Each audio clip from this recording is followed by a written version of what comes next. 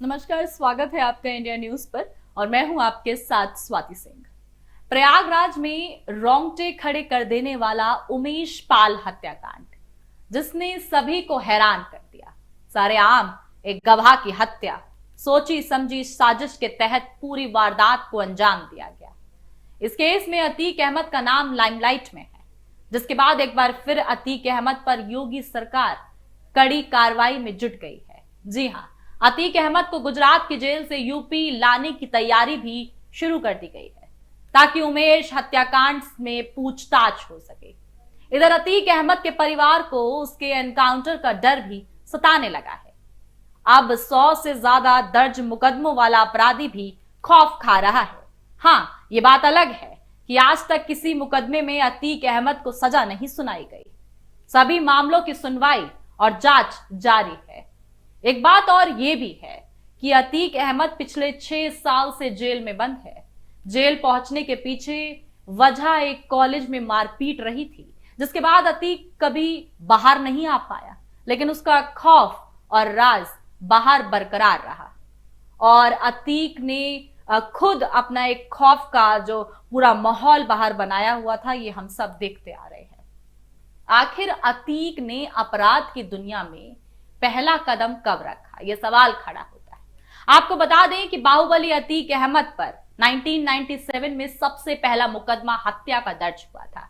इसके बाद आज तक अतीक अहमद के खिलाफ करीब 100 मुकदमे दर्ज हो चुके हैं। इसमें हत्या, हत्या का प्रयास, अपहरण, रंगदारी जैसे संगीन अपराधों की एक लंबी लिस्ट है।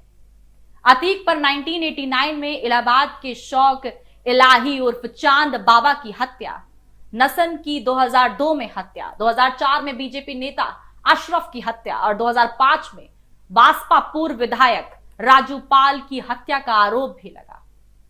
अब जाने कि अतीक की ताकत जो है वो कब बढ़नी शुरू हुई, ये जानना जरूरी है कि एक अपराधी जब एक बार अपराध कर लेता है तो उसकी ताकत बढ़ने लगती है, और अतीक की ताकत कब से बढ़नी शुरू हुई। प्रयागराज यानी पिछले दिनों के इलाहाबाद में चांद बाबा का खौफ था। तब अतीक अहमद की उम्र 20 से 22 साल के लगभग हुई। अतीक तेजी से नाम और पैसा कमाने के चक्कर में लगा था। उन दिनों पुलिस भी चांद बाबा के इलाके में जाने से कतराती थी। तब स्थानीय स्तर पर उठ रहे अपराधी अतीक अहमद को पुलिस और नेताओं का साथ मिल गया। हालांकि एक दिन चांद बाबा की फिल्मी स्टाइल में हत्या कर दी गई। इसमें अतीक अहमद का नाम जुड़ गया। इसके बाद से अतीक का खौफ इलाहाबाद ही नहीं, पूरे यूपी और पड़ोसी राज्यों तक पहुंच गया। 1989 में अतीक को गिरफ्तार भी किया गया, लेकिन अपनी पहुंच के चलते उसे ज्यादा दिन जेल में नहीं रहना पड़ा। फिर अतीक 1989 में सक्रिय राजनीति में उतर गया। इसी दौरान चांद बाबा की हत्या कर दी गई। इस तरह अतीक की हिम्मत बढ़ती चली गई, इतनी बढ़ती चली गई कि अपराध भी वो देखता भी नहीं था कि सामने कौन है। वहीं आपको बता दें कि इसके बाद न जाने अतीक ने कितने अपराध किए, जिसमें राजू पाल केस प्रमुख रहा। अतीक अहमद और राजू पाल एक जमाने में काफी करीबी हुआ करते थे। हालांकि किसी बात पर दोनों में विवाद हो गया। इसके बाद 2002 में राजू पाल राजनीति में आ गए। अतीक अहमद 2004 में सांसद बना तो इलाहाबाद की विधानसभा सीट से भाई अशरफ को चुनाव लड़ाया। इस चुनाव में बासपा ने राजू पाल को टिकट दिया और वो जीत गए। 25 जनवरी 2005 को राजू पाल की गाड़ी पर अंधाधुंध फायरिंग की गई। इसमें उन्हें 19 गोलियां लगी।